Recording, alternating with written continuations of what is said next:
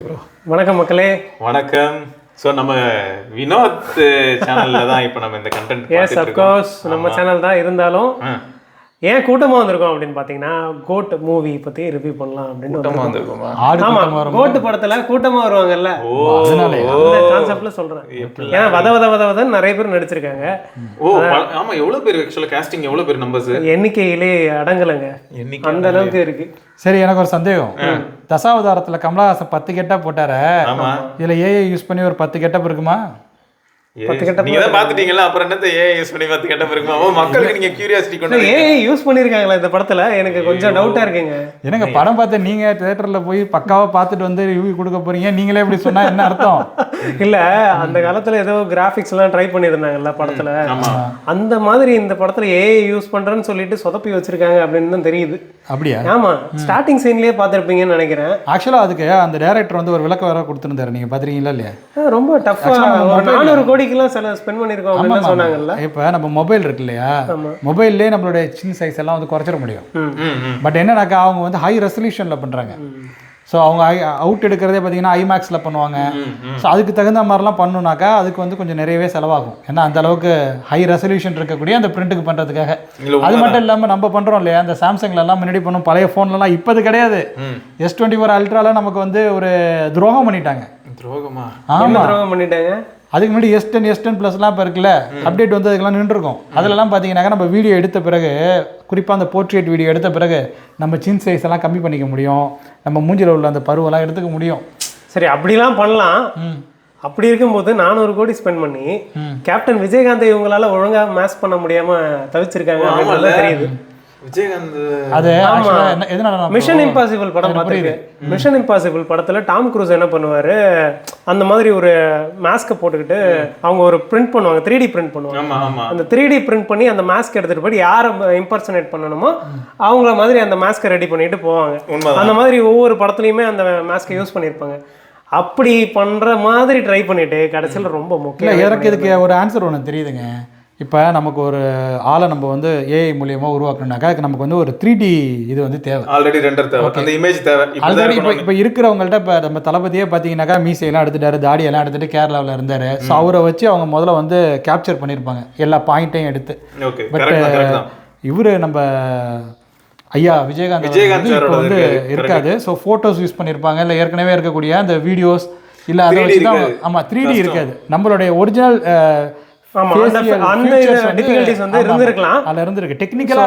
டெக்னிக்கலா அந்த மாதிரி ஒரு இஷ்யூ வந்து அதுல இருக்கு. அது மட்டும் கொஞ்சம் சொதப்பலா இருந்த மாதிரி ஒரு ஃபீல் இருந்தது எனக்கு. ஆனா வர சீன் சூப்பரா இருக்கு, நல்லா இருக்கு, அந்த சீன் நல்லா இருக்கு. பட் இன்னும் கொஞ்சம் நல்லா கிரிப்பிங்கா பண்ணிருக்கலாம் அப்படின்றது தான் என்னோட ஃபீல். பட் அதுல பாடி லாங்குவேஜ் வந்து விஜயோட பாடி லாங்குவேஜ் அதிகமா தெரிஞ்சுட்டு, விஜயோட பாடி லாங்குவேஜ் அதுல கண்டிப்பா தெரியுது.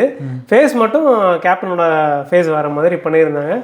சீன் நல்லா. நான் இன்னொரு விஷயத்தை நான் வந்து ரொம்ப சந்தோஷமா நான் வந்து பார்த்தது வந்து கேப்டன் பிரபாகரனுடைய அந்த பேக்ரவுண்ட் மியூசிக். அதுதான் அந்த படம் ஸ்டார்ட் ஆகும் போது வரும். அது பார்த்தீங்கன்னா யுவன் வந்து இப்படி போட்டிருப்பாருன்னு நான் வந்து நினைக்கல. அந்த பேக்ரவுண்ட் மியூசிக் வந்த உடனே இது பழைய படத்தோட பேக்ரவுண்ட் மியூசிக் எங்கே கேட்டோம் அப்படின்னு நான் யோசிச்சுட்டு இருந்தேன். கேப்டன் பிரபாகரன்ல அவர் வந்து அந்த ஃபாரஸ்ட்டுக்கு போவார் இல்லையா, அப்போ வர்ற அதே மாதிரியே ஒரு இல்லை சத்ரியன் மியூசிக். அது ஆக்சுவலாக இதில் ஒரு பேக்ரவுண்ட் மியூசிக் வரும், நல்ல பேக்ரவுண்ட் மியூசிக்னு வச்சிங்களேன். அதை நம்ம அந்த அளவுக்கு நோட் பண்ணியிருக்க மாட்டோம். இந்த படத்தில் ஸ்டார்டிங்கில் அதுதான் வந்துச்சு, அந்த பேக்ரவுண்ட் மியூசிக். அதை பார்க்கும்போது அதில் அப்படியே இன்னொரு ஆக்டர் அந்த படம் ஃபீல் வந்து. ஆமாம், அது அந்த மியூசிக் வந்த உடனே எனக்கு வந்து விஜயகாந்த் ஞாபகத்துக்கு வந்துட்டார். ஆஹா, விஜயகாந்த் தான் வரப்போறாருன்னு நான் நினச்சிட்டு இருந்தேன். பட் வழக்கமாக வந்து ஒரு ஹீரோவை நம்ம எக்ஸ்பெக்ட் பண்ணிட்டு இருப்போம், அந்த இடத்துல வேற ஒருத்தரை காட்டுவாங்களே, அந்த மாதிரி இங்கே வேற ஒருத்தரை காட்டிட்டாங்க. ஒருத்தர் நடந்து வர்ற மாதிரி காட்டி ஒருத்தர் துப்பாக்கி எடுத்துக்கிட்டு வந்தார். பட் அவர் இன்னொருத்தர் இருந்தார். பட் ஆனால் அந்த அதுக்கப்புறம் அவரோட ஃபேஸ் கேப்டனோட தரிசனம் வந்து கொஞ்சம் அது ரொம்ப மொக்கையா தான் இருந்தது. ஆனா கேப்டனோட வாய்ஸுமே வந்து மொக்கையா பண்ணியிருந்தாங்க. ஏன்னா நிறைய பேர் நேர்த்தியா பண்ணக்கூடியவங்க இருக்காங்க, அவங்கள வச்சு யூஸ் பண்ணிருக்கலாம். அது கொஞ்சம் சொதப்பலா இருந்தது. ஏஐ யூஸ் பண்ணியிருக்காங்கன்னு நினைக்கிறேன். ஆமா, வாய்ஸுக்கும் அவங்க வந்து ஏஐ தான் யூஸ் பண்ணியிருக்கணும். ஸோ அவர் ஏதோ ஒரு யாரோ ஒருத்தர் வாய்ஸ் ரெண்டர் பண்ணியிருப்பாங்க, அதுக்கப்புறம் அவங்க வாய்ஸை யூஸ் பண்ணியிருக்காங்க போல இருக்கு. Okay okay. எதுக்கு இம்பிட்டு பிரச்சனை? அழகா வந்து நிஜமாவே டப்பிங் ஆர்டிஸ்ட் இருந்தாங்கன்னா அவங்களே யூஸ் பண்ணியிருந்திருக்கலாம். சிவாஜி தி பாஸ்ன்னு சொல்லி ஒருத்தர் லேப்டாப்பே பாதி வார்த்தையில ஓபன் பண்ணியிருக்காரு அந்த வருஷத்துலயே. இல்ல ட்ரை பண்ணி அதுல கூட நீங்க பாத்தீங்கன்னா கிராஃபிக்ஸ் பண்ணியிருக்கிறது கூட தெரியாது பெரும்பாலும். இந்த படத்தில் கிராஃபிக்ஸ் பண்ணியிருக்காங்க, சிஜி ஒர்க் நடந்திருக்கு அப்படின்றது தெரியுது, ஈஸியாக தெரியுது, நிறைய இடத்துல தெரிஞ்சுது. அப்படி தெரியுது, அதெல்லாம் தான் இந்த படத்தில் வந்து லேப்ஸ் இருக்குன்னு நினைக்கிறேன் நான். இல்லை இப்போ கிராஃபிக்ஸில் பண்ணியிருக்காங்கிறது ரொம்பவே தெரியுது அப்படின்னா அவங்க வந்து அதை செக் பண்ணிட்டு திரும்ப ரீஒர்க் பண்ணியிருக்கணும்ல. பண்ணியிருக்கலாம். ஷார்ட் டைம் நாங்கள் இந்த படத்தை இந்த டைமில் நாங்கள் ரிலீஸ் பண்ணுறோம் அப்படின்னு பிளான் பண்ணியிருக்காங்க. அந்த டைமில் ரிலீஸ் பண்ணணும்னு ஒரு அர்ஜென்சியில் அதை பண்ண மாதிரி. இதில் என்னன்னாக்கா இப்போ ப்ரொடியூசர் வந்து பணம் வந்து போட்டாங்க இல்லையா, அவங்களுக்கு வந்து எல்லா படத்தையும் ஆமாம் அவங்க கையிலேருந்து எடுத்து போடுறது கிடையாது. ஸோ கோ ப்ரொடியூசர்ஸ் இருப்பாங்க. ஸோ அதனால் இந்த படத்தை வந்து ஒரு குறிப்பிட்ட டைமுக்குள்ளே ரிலீஸ் பண்ணிடணும் அப்படிங்கிற அந்த இதுலேயே, அதுவும் அந்த ரிலீஸ் பண்ணுற பிரச்சனை இப்போ தான் தமிழ் சினிமாவில் ஏகப்பட்டது ஓடிட்டுருக்கேன். அது தெரியுமா இல்லையா உங்களுக்கு? ஒரே நாள்லேயே 3 நாள் படம் வர்றதுக்கு காத்துட்ருக்கான். ஸோ இவங்களுக்கு இந்த டைமிங் கரெக்டாக இருந்திருக்கு, போட்டியே இல்லாத ஒரு நாள் எல்லா லாங்குவேஜ்லேயும் கரெக்டாக இருந்திருக்குன்னு சொல்லிட்டு அவங்க ப்ரொடியூசர்லாம் பேசுகிற அந்த பேட்டியெல்லாம் பார்த்தேன். ஸோ இந்த படத்துக்கு பெரிய ஹைப் இருந்தது இல்லை, அதனால் இந்த படம் அந்த ஹைப்புக்கு ஜஸ்டிஸ் பண்ணியிருக்கா அப்படின்னு கேட்டால் ஓரளவுக்கு பண்ணியிருக்கு அப்படின்னு தான் சொல்லணும். ஏன்னா பயங்கர க்ரௌட் புல்லிங்காக இருக்குது. பார்த்தா குடும்பங்கள் கொண்டாடும் திரைப்படம் அப்படின்னு சொல்லி தினத்தந்திலலாம் போடுவாங்க தெரியுமா, அந்த மாதிரி வந்து விஜய் படத்துக்கு எப்பயுமே வந்து ஃபேமிலி ஆடியன்ஸ் இருப்பாங்க. ஸோ கண்டிப்பாக இந்த படத்துக்கு அந்த அளவுக்கு ஆடியன்ஸ் இருந்திருக்காங்க. எல்லா தேட்டர்லையுமே புக்கிங் ஃபுல் ஆகிடுச்சு. நான் சும்மா எதாச்சியாக டிக்கெட் இருக்கா அப்படின்ட்டு போய் பிவிஆரில் கேட்குறேன், ஈவினிங் ஷோக்கு இருக்குது அப்படின்னு சொன்னாங்க. ஓகே ஈவினிங் ஷோ இருக்கா, எனக்கு ஒரு டிக்கெட் வாங்கிட்டு வந்துட்டேன். போயிட்டு பார்த்துட்டு வந்தேன். பார்த்த உடனே ரிவ்யூ பண்ணோம் அப்படின்ற ஒரு இதில் நம்ம இந்த ரிவ்யூனா இது வந்து ஆக்சுவலாக இது வரை நான் சொல்லிக்கிறேன் ப்ரோ, இந்த இடத்துல நம்ம எதுவுமே வந்து படத்தோட ஸ்டோரியை ரிவீல் பண்ணவே தேவையில்லை. கேப்டன் வந்திருக்காரு அப்படின்றதுனால அதை சொல்லியிருக்கோம். அண்ட் அதில் லேப்ஸ் இருக்குது, இவங்க தப்பு பண்ணியிருக்காங்க அப்படின்றது நமக்கு ஒரு ஃபீலாக இருக்குது. நான் ஒரு கொஸ்டின் கேட்குறேன், ரிவ்யூ நீங்கள் தான் பண்ண போகிறீங்க, இருந்தாலும் நான் வந்து என் பங்குக்கு சில உங்களுடைய அபிப்பிராயத்தை கேட்குறேன். இப்போ சில கேரக்டர்ஸ் அதில் வந்து நிறைய கேமியோ வருது, ஏஐயில் நிறைய பேரை வந்து உருவாக்கியிருக்காங்க, இல்லை ஒருத்தரையே நிறைய விதமாக உருவாக்கியிருக்காங்க அப்படின்னு சொல்லாமல் எப்படியே வந்து ஏஐயில் உருவாக்கியிருக்காங்க அப்படின்னு தெரியுது. பட் இல்லை அதில் நிறைய கேமியோ கேரக்டர் வேறு ஆக்டர்ஸும் இருக்காங்க இல்லையா. இப்போ பிரசாந்த் இருக்கார், பிரபுதேவா சார் இருக்கார், அஜ்மல் இருக்கார், அது இல்லாமல் சில கேமியோ ரோல்ஸும் இருக்குது. பட் நான் கேட்குறது என்னன்னா, இதில் ஏதாவது வாண்டடாக திணிச்சா மாதிரி இருக்கா, இல்லை அது நேச்சுரலாக அந்த கதைக்கு தேவைப்பட்ட மாதிரி இருக்காங்கிறது தான் இந்த படத்தில் எனக்கு தெரிஞ்சு. தேவையில்லாத விஷயம் என்னென்னா, அதாவது தேவையில்லாத ஆணி எதுன்னு கேட்டால் பாடல்கள் தான் சொல்லுவேன். தேவையில்லாத ஆணி அப்படின்னு தான் எனக்கு ஃபீல் ஆச்சு. ஏன்னா பாட்டு வந்து திணிச்ச மாதிரி தான் இருக்குது இந்த படத்தில். பெரும்பாலும் தமிழ் சினிமாவில் பாடல்கள் திணிக்கப்பட்ட மாதிரி தான் இருக்கும். அது சில பாட்டுலாம் பார்த்தீங்கன்னா ஒன்றி போய் தான் இருக்கும், கதையோடய ஒன்றி போயிருக்கும். ஆனால் இந்த படத்தில் எனக்கு என்னவோ 2-3 பாட்டு வந்து தேவையில்லாத ஆணி மாதிரி தான் தெரிஞ்சுது. படத்தை அப்படியே இடத்துல நீங்கள் சொல்கிறீங்க, எந்த இடம்னு வேணாம், எந்த பாடல், ஏன்னா எல்லா பாடலும் தான் ரிலீஸ் ஆகிட்டேன். அதில் வந்து மக்கள் கோட்டோட சாங்கும் பெருசாக ஹிட்டு கிடையாது. விஜய் படத்தில் எப்பயுமே பாட்டு ஹிட் ஆயிரும். ஆனால் இந்த படத்தில் வந்து பாட்டு பெருசாக ஹிட்டுன்னு சொல்ல முடியாது. அந்த ஒரு பாட்டு ஃபர்ஸ்டே வந்துருச்சு, அந்த விசில் போடுன்ற பாட்டு. அதனால எல்லாரும் கேட்க அது ஒரு பிடிச்ச பாடல் மாதிரி ஆயிடுச்சு. மீதி 3 பாட்டு ஏதோ திணிச்ச மாதிரி தான் இருக்கு எனக்கு. ஓகே ஓகே ஓகே புரியுது. ஸோ ஐட்டம் சாங் மாதிரி ஒரு சாங் லாஸ்ட்ல ஒன்று வச்சிருந்தாங்க, அதுக்கு ஒருத்தவங்க வந்து கேமியோ ரோல் பண்ணியிருந்தாங்க. ஓகே ஓகே புரியுது. அது திணிக்கப்பட்ட மாதிரி தான் அதெல்லாம் உங்களுக்கே தெரியுங்க. படம் பார்த்துருப்பீங்களே, படம் பார்க்காம இப்போ தான் யூடியூப்ல தான் எல்லாம் தான் சொல்லிட்டாங்க. நிறைய பேர் ஸ்டேட்டஸ் வச்சிருப்பாங்க, பார்த்துருப்பீங்க. தேட்டரில் போயிட்டு வீடியோ எடுத்துட்டு எல்லாம் உட்காந்துட்டு இருந்திருப்பாங்க. நான் போய் பிவிஆரில் பார்த்தேன், கேமரா ஆன் பண்ணக்கூடாதுன்றதுக்காக சொல்கிறதுக்கே நிறைய பேர் அப்பாயின்ட் பண்ணியிருந்தாங்க. அத்தனை பேரும் கேமரா எடுக்கக்கூடாதுன்ட்டு எல்லாரையும் பின் பாயிண்ட் பண்ணிகிட்டே இருந்தாங்க. ஃபோன் எடுக்காதீங்க அப்படின்னு சொல்லிட்டு இருந்தாங்க. பட் படத்துக்குள்ளே வருவோம். ஃபஸ்ட்டு படத்தில் வந்து நிறைய கேரக்டர்ஸ் இருக்காங்க. அந்த நிறைய கேரக்டர்ஸில் விஜய் கேரக்டர் தான் வந்து படத்தை ஹோல்ட் பண்ணியிருக்கு. விஜயோட அந்த அப்பா பையன் கேரக்டர் தான் வந்து படத்தை முழுக்க ஹோல்ட் பண்ணியிருக்குன்னு சொல்லலாம். விஜய் நல்லாவே நடிச்சிருக்காரு இந்த படத்தில். ஸோ விஜய் அரசியலுக்கு வரப்போகிறேன் அப்படின்னு சொன்னதுக்கப்புறம் வந்திருக்கக்கூடிய படம் தான் இந்த கோட். அதனால் எல்லாருக்கும் ஒரு எதிர்பார்ப்பு இருந்திருக்கு. அதனால் இந்த படத்துக்கு வந்து அவ்வளவு கூட்டம் ஹவுஸ்ஃபுல்லாக இருக்குது. கிட்டத்தட்ட 4-5 நாளுக்கு வந்து இந்த படம் வந்து புக் ஆகிருக்கு. எல்லா தேட்டர்ஸுமே புக். இல்லை 2024 இதுக்கு முன்னாடி ரிலீஸ் ஆன எந்த படமுமே பார்த்தீங்கன்னாக்கா அந்த அளவுக்கு பெரிய அளவுக்கு தமிழ் சினிமாவுக்கு ஒரு இம்பாக்ட் கொடுக்கக்கூடிய ஒரு படமாக இருந்ததுன்னு சொல்ல முடியல. ஆமாம், வசூல் வந்துச்சானே கேட்டுட்டீங்களா? வசூல் ரீதியாக வந்து விஜய் வந்து தன்னை நிரூபிச்சுக்கிட்டே இருக்காரு. அதாவது தொடர்ச்சியாக நான் தான் இங்கே வசூலில் கிங் அப்படின்ற சக்கரவர்த்தி. ஆமாம், ஏன்னா ஹிந்தியில் பாலிவுட்டில் வந்து பார்க்கும்போது ஷாருக் கானோட படம் வந்து ரீசெண்டாக அந்த 1200 crores டச் பண்ணியிருந்தது லாஸ்ட் இயர். அந்த மறந்துட்டேன். அட்லி எடுத்த படம் ஜவான் வந்து தவான்னு வந்துருச்சு எனக்கு. அதனால தான் கொஞ்சம் இதாயிடுச்சு. ஜவான் படம் வந்து ரொம்பவே ஹிட் ஆச்சு, 1000 கோடியை தாண்டி இருந்தது. இந்த படம் 2000 கோடியை தாண்டும் அப்படின்னு சொல்லி அர்ச்சனா சொல்லியிருந்தாங்க. கல்பாத்தி அகரம் அந்த ப்ரொடியூசர் பேன் இண்டியா மூவின்னு சொல்றாங்க. ஸோ பார்ப்போம் இந்த படம் எந்த அளவுக்கு விஜய்க்கு வந்து பெரிய ஹிட்டை கொடுக்க போகுது அப்படின்ட்டு. வசூல் ரீதியா வந்து இந்த படம் கண்டிப்பா வசூலை குவிச்சிரும். ஏன்னா எல்லா தேட்டருமே புக் ஆயிருக்கு அப்படின்றது தான் பார்க்க முடியுது. கிட்டத்தட்ட 5000 தேட்டர் வந்து இவங்க புக் பண்ணியிருக்காங்க. 5000 ஸ்க்ரீன்ஸ் நினைக்கிறேன், எக்ஸாக்டாக சொல்லணும்னா 5000 ஸ்க்ரீன்ஸை இவங்க புக் பண்ணியிருக்காங்க இந்த படத்தை ரிலீஸ்க்காக. வேற எந்த படமுமே ரிலீஸ் ஆகல, வாழை மட்டும் ஓடிட்டு இருந்தது. இந்த படம் புக் ஆயிருக்கு. ஸோ படம் உங்களுக்கு பிடிச்சிருக்கு? மொத்தத்தில் நல்லா இருக்கு. ஒரு விஜய் ஃபேனாக பார்க்குறவங்களுக்கு இந்த படம் பிடிக்கும். படம் ஃபுல்லாகவே நல்லா இருப்பீங்க இருக்கு. என்ன ஆர்டிஸ்ட் பிடிக்கும் உனக்கு?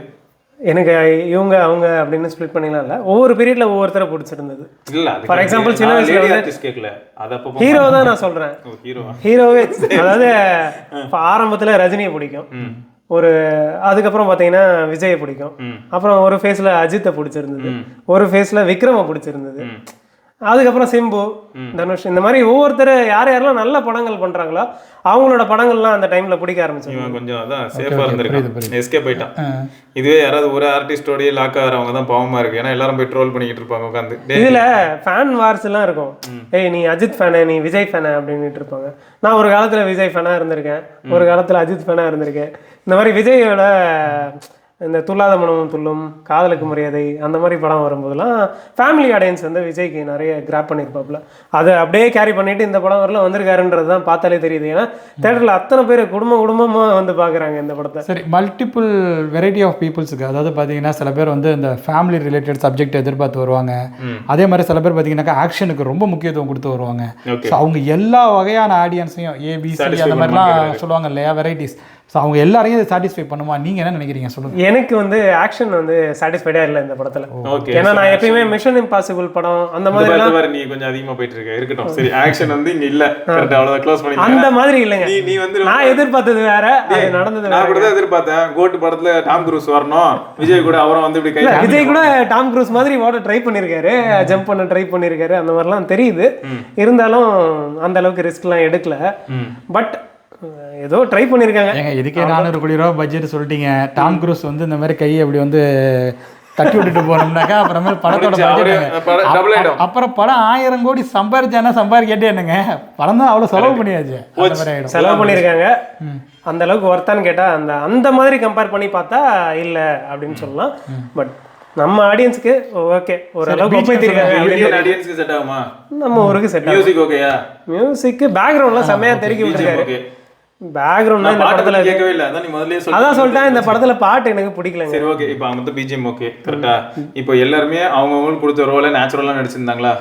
எல்லாருமே நல்லா நடிச்சிருந்தாங்க. யாருமே 5 ரூபாய்க்கு 500 ரூபாய் அப்புறம் அந்த மாதிரிலாம் ரொம்ப இதெல்லாம் இல்ல. அந்த மாதிரிலாம் பட் கதையை வந்து நம்ம கெஸ் பண்ண முடியுது. அடுத்தடுத்து இதுதான் இந்த படத்துல நடக்க போகுது அப்படின்றது இதை பார்க்கும்போது ஒவ்வொரு சீனுக்கும் தெரிஞ்சிருது இது அடுத்து இதுதான் நடக்கும் அப்படின்ட்டு.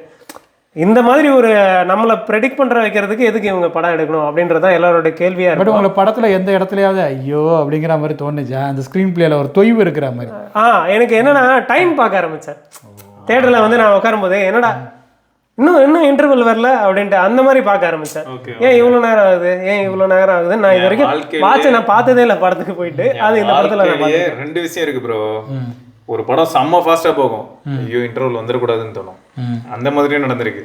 ஒரு படம் ஏன்டா வந்தோம், எப்படா இன்டர்வல் வரும், வெளியில போயிடலாமா அப்படியும் நடந்திருக்கு. அது வந்து பெஸ்ட் எக்ஸாம்பிள் யாருன்னா சந்திரமுகி 2 போய் நான் மாட்டினதுதான்.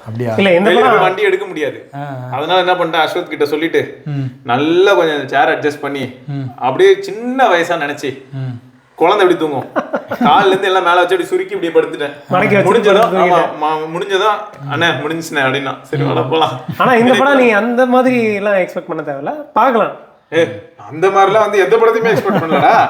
ஏன்னா அதுக்கப்புறம் எவ்வளவோ படங்கள் வந்திருக்கு, எதுவுமே வந்து நான் அந்த அளவுக்கு எல்லாம் எதிர்பார்க்கல. ஏன்னா சந்திரமுகி என்ன ஆயிடுச்சுன்னா அந்த 2 ஸ்டார்டிங்கே வந்து ரைட்டரா. ஓ 2 தான் சொன்னீங்களா? அப்ப நீங்க ரஜினி படத்தை கலாய்க்கறாங்கன்னு நினைச்சிட்டாரு அவரு. என்ன ஒரிஜினல் படம் தான் நல்லா ஓடுச்சுன்னு நினைச்சீங்க. ராகவா லாரன்ஸ் அவர் படத்தை சொல்றாரு. ஆமா ஃபர்ஸ்ட் படம் சூப்பரா இருக்கும் ப்ரோ. இது சொதப்பி வச்சிருந்தாங்க. ஏன்னா லாரன்ஸ்க்கே தெரியுமான்னு தெரியல இப்படிப்பட்ட ஒரு சில சீன்ல நடிச்சோம் அப்படின்னு. பறந்துகினே இருக்கிறாரு, வண்டி போகுது, இதுக்குள்ளே போகுது, கொழுந்து. நான் பார்க்கலப்பா அந்த படத்தை. நான் தியேட்டர் வேற போனேன்டா. அதுக்கப்புறம் தான் தியேட்டர் போறதே இல்லை. நான் அதிகபட்சம் ஒரு நல்ல படம் வந்தால் தேட்டரில் போய் பார்க்கணும் அப்படின்னு நினைப்பேன். ஸோ இப்போ ரீசெண்ட் டைம்ஸில் வந்து தங்கலான்னு பார்த்தேன். அடுத்தது இப்போ கோட் பார்த்துருக்கேன். டிமாண்டி காலனி பார்த்துருந்தேன் அதுக்கு முன்னாடி. ஸோ அந்த லாஸ்ட் 3 படம் பார்த்த படம் நல்லா இருந்தது. கொடுத்த காசுக்கு ஏற்ற மாதிரி கோட்டும் இருந்திருக்கு. ஆமாம், 190 ரூபா கொடுத்தாங்க. அதுக்கு ஒருத்தா ஃபைனல் வெர்டிக்ட் என்ன, விஜய் வந்து அந்த கோட்டுங்கிற அந்த தலைப்புக்கு வந்து கிரேட்டஸ்ட் ஆஃப் ஆல் டைமா அப்படின்னு கேட்குறீங்களா? ஆமா, இது கண்டிப்பா வசூல் ரீதியா விஜய் என்னைக்குமே கிரேட்டஸ்ட் ஆஃப் ஆல் டைம் தான் அப்படின்றத இந்த படத்துல நிரூபிச்சிருக்காரு அப்படின்னு சொல்லலாம். கதை ஃபுல்லாவே அவர் கேரி பண்ணியிருக்காரு. அவரோட பிரசன்ஸ்னால வந்து படம் ஃபுல்லாவே படம் ஃபாஸ்டா போகுது. கண்டிப்பா விஜய் வந்து அப்பா பையன் இந்த 2 கேரக்டரும் பண்றதுனால ஸோ ரொம்பவே படம் கிரிப்பிங்கா இருக்கு. அந்த விஷயத்துல விஜய் வந்து இந்த படத்தை பயங்கரமா கட் பண்ணி விட்டுருங்க. ஆமா, தயவு செஞ்சு பாட்டை கட் பண்ணிட்டீங்கன்னா நல்லா இருக்குங்க. படம் இன்னும் ஃபாஸ்டா போகும் போல. ஆமா, ஒரு 1/4 மணி நேரம் கட் ஆகுங்க. அந்த பாட்டு வச்சதுக்கு ஒரு காரணம் இருக்கு தெரியுமா? இப்போ நமக்கு ஒருவேளை அந்த பாப்கார்னுக்குலாம் வந்து கொடுப்பாங்க. ஆமா, இப்போ நீங்க வந்து 500 ரூபா கொடுத்து பாப்கார்ன் வாங்கினீங்கன்னாக்கா ஏன் ப்ரோ பழைய படம் பார்த்துருக்கீங்களா? இல்லை சொல்லுவாங்க, டேய் இந்த படத்துக்கு லேடிஸே இருந்து போய் தம் அடிச்சாங்கன்னா பாரு அப்படின்னு. அதெல்லாம் இருந்ததுதான். அதான் பாட்டு இருக்கிறது ஒண்ணுதான் இல்ல. அந்த விவேக் படத்துல சொல்லுவாங்களே காதல் அடிச்சுக்கிட்டே அதெல்லாம் தெரியுமா? அந்த தீல கிளைமாக்ஸ் வச்சாங்க பாருங்க அப்படின்னு விவேக்ல. ஐயோ செம ரியாக்ஷன். அதெல்லாம் இல்ல. இப்ப அந்த அளவுக்கு 500 ரூபாய்க்கு ஒரு பாப்கார்ன் வைக்கிறாங்க. 500 ரூபாய்க்கு பாப்கார்ன். ஆமா, அதை வந்து ரீஃபில் பண்ணிக்கலாம்னு ஒரு கருணை அடிப்படையில ஒரு ஆப்ஷன் கொடுத்துருக்காங்க. எப்போ போய் ரீஃபில் பண்றது? சாப்பிட்டு முடிச்சுட்டு இந்த பாட்டு வர்ற சீன்ல எல்லாம் போய் ரீஃபில் பண்ணிக்க வேண்டியதுதான். ஓ, எத்தனை நாள் நீங்க ரீஃபில் பண்ணிட்டு இருக்கீங்க? ஆமா, போறதே பாப்கார்ன் திங்கன்னு போயிட்டு வந்தோம்னா அங்கேயே உட்காந்து கண்டிதான். அங்கேயே லோடிங் அங்கேயே அன்லோடிங் மாதிரி கூட உட்காந்துடலாம். அந்த நேரத்துல அவங்க என்ன முடிவு எடுப்பாங்கன்னு நமக்கு தெரியல. விற்கிற காசுக்கு போய் வாங்கணுமான்னு ஃபீல் ஆகுது. வெளியிலே ஒரு டீ குடிச்சிட்டு உள்ள போய் படத்தை பார்க்க போயிட்டாங்க. பரவாயில்லையே, நமக்கு ஓகே. நமக்கு இந்த புள்ள கூட ஃபேமிலியோட என்ன பண்றது, அவ்வளவுதான் நம்ம வாங்கி தான். அப்போ இந்த 500 ரூபாய் லாஜிக் ஒர்க் அவுட் ஆகுது. ஏன்னா நான் திரும்ப போய் ஃபில் பண்ணிட்டு இருந்தா இந்த ஓன் கோட்டா காலி பண்ணிட்டு கோட்டி எடுத்து திரும்ப போயிட்டு இருந்தா திரும்ப ஃபில் பண்ணியா இந்த இது ஓன் கோட்டா. நீ இங்க தான் ஒரு விஷயம், தியேட்டர்ல நம்ம அந்த படிக்கட்டுலாம் தாண்டி போகணும். அந்த இருட்டுல எல்லாரும் கரெக்டா இருக்கும். எவனா அவன் குறுக்கா இருந்து போறது ஒர்றா அப்படின்னு கரெக்டா உட்கார்றா அப்படின்னு. சரி, இந்த படத்துல வந்து சில தேவையில்லாத ஆணைகள்லாம் இருக்கு. அதை பத்தி நீங்க படத்தை பார்த்தாலே தெரிஞ்சிடும். நான் அதை பத்தி சொல்ல விரும்பல. பாட்டு மட்டும்தான் தேவையில்லாத ஆணின்னு இப்போதைக்கு சொல்லியிருக்கேன். நீங்க படத்தை பாருங்க, கண்டிப்பா பாருங்க. விஜய்க்காக பார்க்கலாம் இந்த படத்தை. விஜய் ஃபேன்ஸ் கண்டிப்பா இந்த படத்தை பாருங்க. இவங்க வந்து பார்த்துட்டு உங்களோட கருத்துக்களை வந்து நீங்க தாராளமா கீழே பதிவிடுங்க. ஸோ தட் நாங்க அதை படிச்சு பார்த்து நான் தெரிஞ்சுக்கிறேன். ஏன்னா நான் படத்தையே பார்க்கல. ஸோ நீங்க என்னெல்லாம் ஃபீல் பண்ணிருக்கீங்கன்னு நான் தெரிஞ்சுக்கலாம்ல. நாங்க 2 பேர் தான் பார்த்துருக்கோம், இவர் இன்னும் பார்க்கல. தள்ளி விட்டுறலாம் இன்னைக்கு. ஆமா, கமெண்ட் செக்ஷன்ல தள்ளி விட்டு நான் அங்கேயே நாங்க வந்து ஸ்பாயிலர் இருக்கக்கூடாது அப்படிங்கிறதுக்காக தான் நாங்க வந்து அதிகமா நாங்க வந்து இதுல வந்து பேசல. இல்லைன்னா நாங்க டீடைல்டா நாங்க வந்து பேசுவோம். ப்ளூ ஷர்ட் போட்டு வரலாம்னு பார்த்தோம். இருந்தாலும் ப்ளூ ஷர்ட்டை அவரே பார்த்துக்கிட்டோம். அவர் ஏற்கனவே பார்த்து கிழின்னு கிழிச்சிருக்காரு. யாருன்னு சொல்றேன்னு உங்களுக்கே தெரியும், எல்லாருக்கும் தெரியும். ஆமா, ப்ளூ பேக்ரவுண்ட் மட்டும் வச்சுக்கிட்டு வந்திருக்கோம். இல்ல அது இந்த மாதிரிலாம் இல்ல. அவர் வந்து இந்த அளவுக்கு வந்து இலக்கிய மனம் கொண்டவர் கிடையாது போல. இது பாரு நல்ல மெல்லி அப்படியே ரொம்ப தின்னா இருக்கு. நம்ம நீங்க சொல்ற ப்ளூ எப்படி இருக்குன்னா இதையே இன்னும் டார்க் பண்ண சொல்றீங்க. நீங்க அநியாயத்துக்கு டார்க் பண்ண சொல்றீங்க. நம்ம ப்ளூ வந்து ரொம்ப சாஃப்ட் ப்ளூ. இது யாரையுமே அடிக்காது. சரி, விடுங்க. டென்ஷன் ஆகாதீங்க, விட்டுருங்க. அந்த ப்ளூ சட்டையை விட்டுருவோம். அடுத்து இன்னொரு விஜய் படம் வரட்டும். இல்ல இந்த படத்தை ஒரு சஸ்பென்ஸ் வச்சிருக்காங்க. சோ அடுத்த பாட்டு வருமா? எனக்கு சஸ்பென்ஸ் வச்சிட்டு இருக்கான். இது வச்சிருக்காங்கங்கறான், அது வச்சிருக்காங்கங்கறான், இன்னும் 4 ஆணி அங்க நட்டு வச்சிருக்காங்கங்கறான். இது வச்சு நான் என்ன பண்றது? அடுத்த படம் வருதுங்க. அடுத்த படம் வருதுன்னு ஒரு பாயிண்ட கொடுத்துருக்காங்க. வருதா பார்க்கலாம். விஜய் நடிப்பாரா திரும்ப கோட்ல, இல்ல அரசியலே முழுமையா இறங்கி அரசியல் பணியில ஈடுபட்டு தமிழ்நாட்டுக்கு நலன் செய்ய போகிறாரா அப்படின்றத தொடர்ந்து பொறுத்திருந்து பார்க்கலாம். எவ்வளவு பெரிய ரிவ்யூ ஆயிடுச்சு. சரிங்க, போதும், கிளம்பிடலாம். இதுக்கு மேல தாங்காது. நன்றி. நீங்க போய் தியேட்டர்ல போய் படத்தை பாருங்க கண்டிப்பா. அதுக்கப்புறம் நாங்க இன்னும் கொஞ்ச நாள் கழிச்சு பெரிய விமர்சனமா போடுறோம். ஓகே. இந்த படத்தை பத்தி இன்னும் உங்களுக்கு என்ன கமெண்ட்ஸ் இருக்குன்றத கீழே போடலாம். நன்றி, வணக்கம். வணக்கம். சூப்பர். ஓகே.